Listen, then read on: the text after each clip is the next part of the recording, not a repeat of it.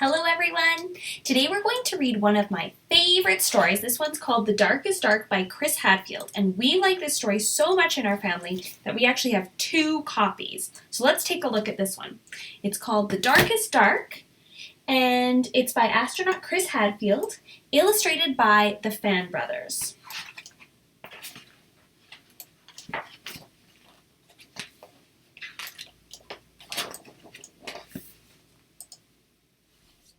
Read with permission by Penguin Random House. Chris was an astronaut, an important and very busy astronaut. When it was time to take a bath, he told his mother, "I'd love to, but I'm saving the planet from aliens." When it was time to get out of the bath and go to bed, he told his father, politely, because astronauts are always polite, "Sorry, no can do. I'm on my way to Mars."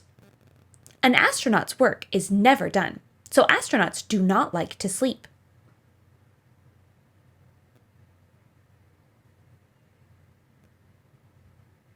But their parents do. "You're a big boy now," said Chris's father. "You have to sleep in your own bed."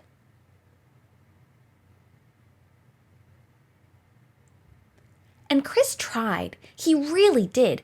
But his room was dark. Very, very dark. The kind of dark that attracts the worst sort of aliens.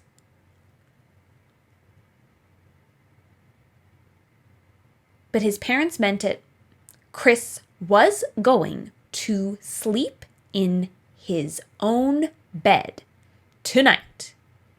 His mom and dad checked under his bed and in the closet and even in his underwear drawer. They declared the room 100% alien-free.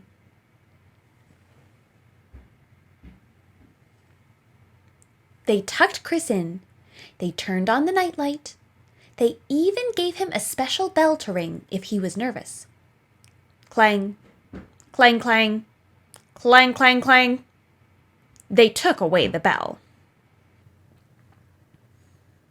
And then his father said something that worried Chris even more than the dark did. "One more peep, young man, and I'm afraid we'll all be too tired to go next door tomorrow." But tomorrow would be a special day, a very special day. Chris had to go next door. His life pretty much depended on it. So Chris stayed in his own bed, without a peep. It took a long time to fall asleep, but when he did, he had his favorite dream.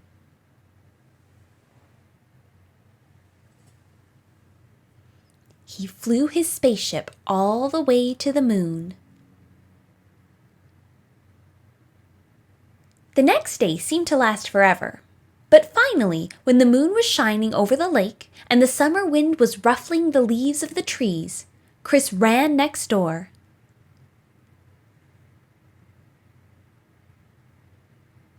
The house was already full of people, all gathered around the TV.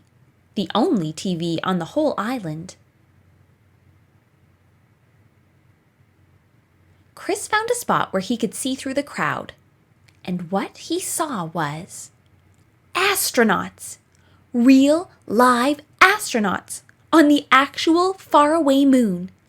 They were wearing puffy white suits and jumping for joy, jumping so high because there was so much less gravity there.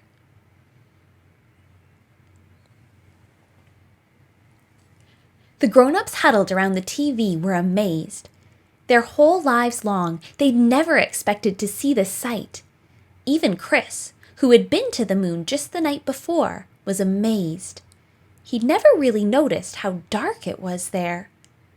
Outer space was the darkest dark ever.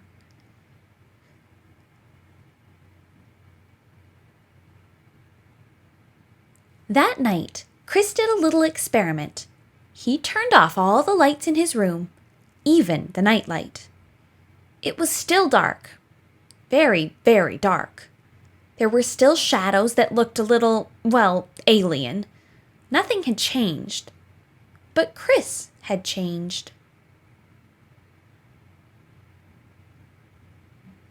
He'd seen that the darkness of the universe was so much bigger and deeper than the darkness in his room, but he was not afraid.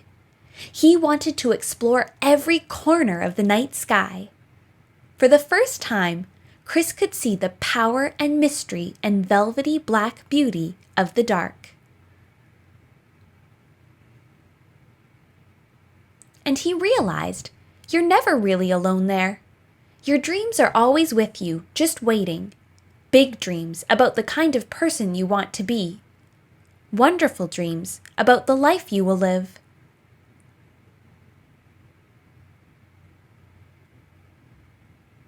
Dreams that can actually come true.